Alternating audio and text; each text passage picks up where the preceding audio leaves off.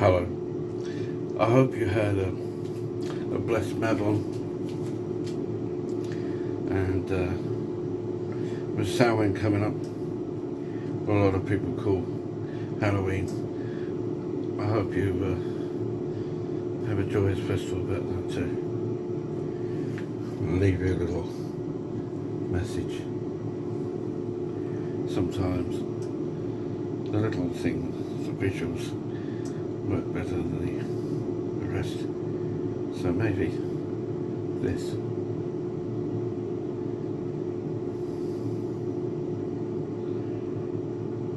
Is the message I want to give.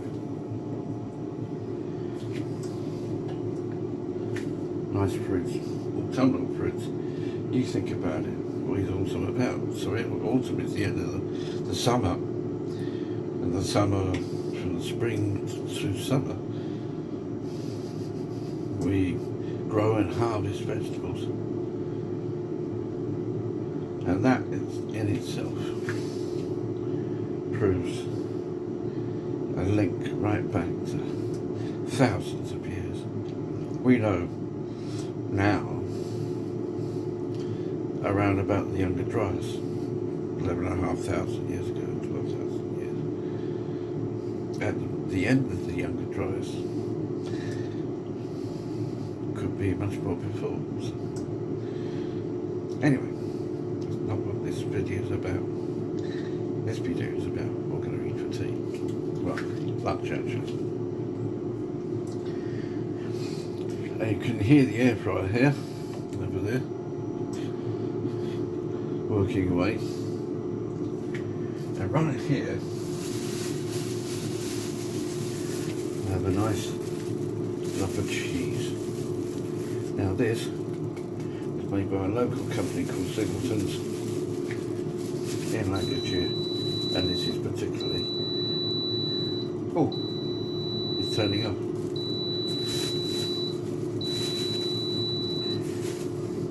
Hence the 5 beeps. This Lancashire cheese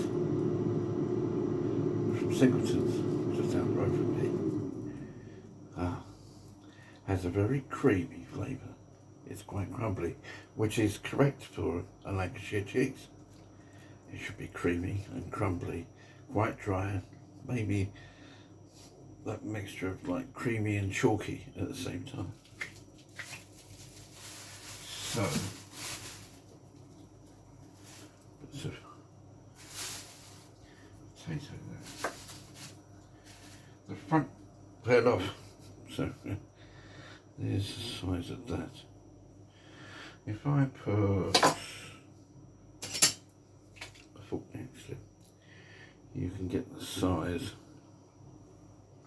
of my thumb. Yeah.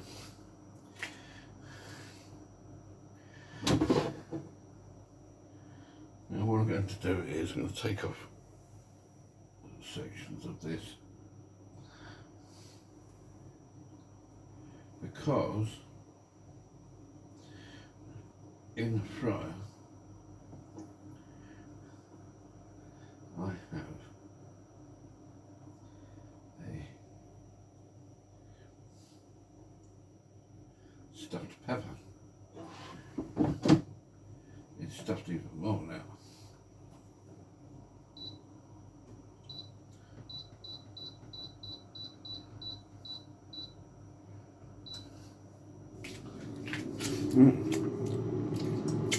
Waste not, want not. That is fantastic cheese. Now that whole lump, I think that cost me about £3, £3. You might think that's excessive, but not really. When you can buy a lump of processed, a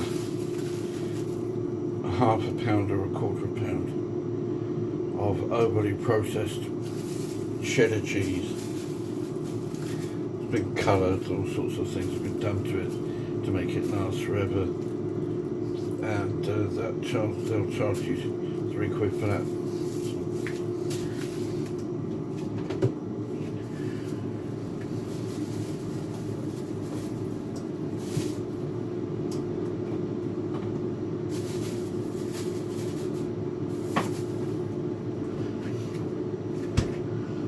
while I was waiting for that, I made some potato salad. Right. So, in the potato salad are these star potatoes.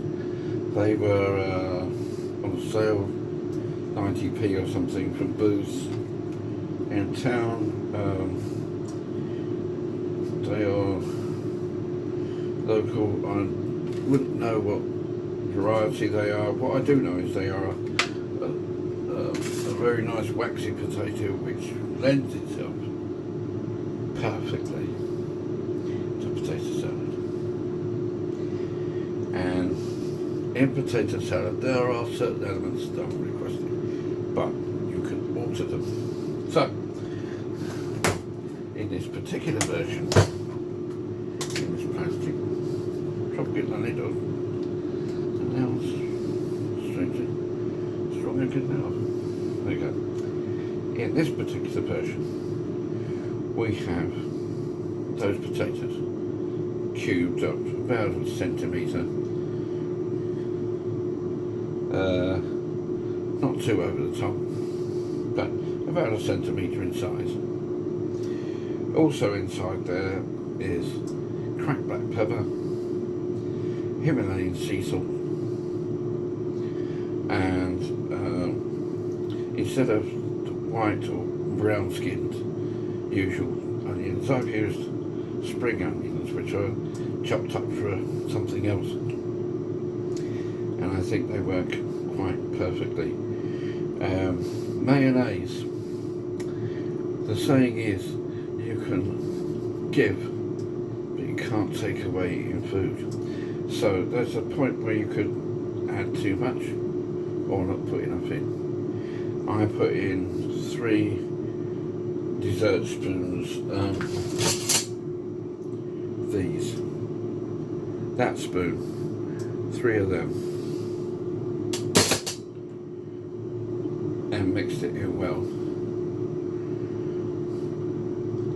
Now I wouldn't start eating it straight away because, well, first the lid don't really fit properly. I'll have to find a proper lid for that. But what I want to do is I want to refrigerate this. It'll work far better refrigerated and taken out later to eat than it does now. I mean, even 20 minutes. 20 minutes is good enough for that.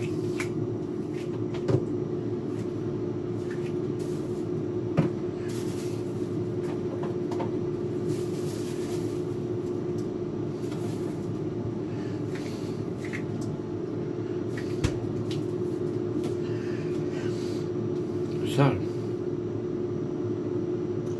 that's what I've been doing on the first day of leave from work. I was doing a course last year, and you had to stay the course and you couldn't take any time off, and although it was 9 to 4 with an hour's lunch, there was no time off. So I built up a lot of flexi, and in the meantime I was doing other businesses, other jobs that increased my hours, and I was that busy I couldn't get away from it. So I got a lot of hours flexi, and because of that I managed to save them up and get 2 nice little holidays. One a break in the spring and the one now for the next 9 days. And Christmas isn't really that big a deal for me. I like it, it's alright, but it's not my thing. But Samhain, which we are approaching, and Mabon that's just gone, other thing. Let's say that Mabon was a pagan version of, say, Harvest Festival. That might be the way of saying that, because probably the one preceded the other. So Mabon preceded the Harvest Festival. And the reason I'm saying that, the basis for that, is because if you look at the situation to the Christians came after the pagans. Now, Constantine, who sort of built the church, the Western Church in the 4th century, and there's all that thing about how he did it. Saw this cross in the sky. No, he saw the writing on the wall, and he knew that the pagan society that he was part of was about to go. So, being a very canny chap, he decided, I'll tell you what we'll do is we'll swap over. So when he won his big battle, he sat down and he did the sign of the cross, etc. That's something to look into as well. Check out Egyptian Ankhs and the cross and ancient Buddhism and Vishnu. It's a good thing to look into. So when he did his thing and he did all this crap, and I thought, oh right, you know, vision from God, God has helped me win the war, etc., etc. And so he decided to form the church. Now, the church that he formed, and in some manner of it is still here today, was just the Roman Empire. And the Roman Empire was smart. They realised that territorial wise, excuse me, I have to turn that off, doing too much. Territory wise, you can't keep on running an empire from a small Italian city. So they worked it out. Rather than have these two monoliths of Istanbul and Rome fighting each other for power, and the strengths of the great Roman Empire, which was on decline anyway. Every empire goes up, every empire clashes down. At the moment you're seeing the end of the European empires like the British Empire. And so as it was crashing down, Constantine worked out we can keep this going, save our power, and still be strong if we swap from a power that is military and territory to religious power. Now we're going to invest in the spirit, the strength of the mind. And that's where he worked out how to keep the Holy Roman Empire going on, still to this day.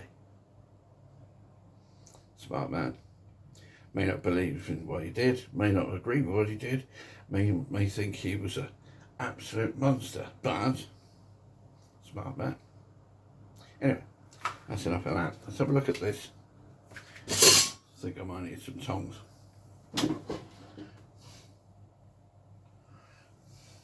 And I think I'm going to use one of these cups. They originally had steamed kiddie puddings in them, but they are very useful.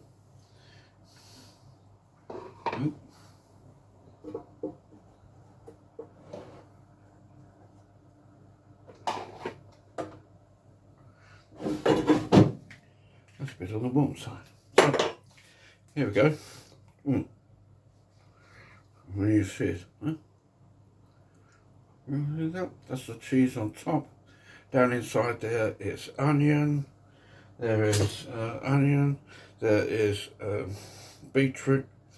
There is tomatoes, cascade, skinned and seeded, and asparagus, because it was on special offer at $1.29 for about 10 tips or so. There's some sliced beetroot in there. There's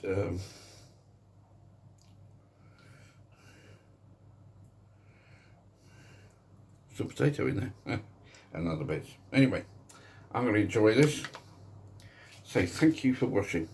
Remember, I love you and the universe loves you. Do you know why the universe loves you?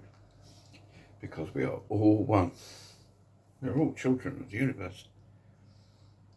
We are star children. And the minute you remember that you're a star child and yet you are divine, the world out there is not going to be very happy, because they want to keep you under the delusion that you need it, and you don't. Everything you need is in here, in us. We came complete. Take care. See you later. Bye-bye.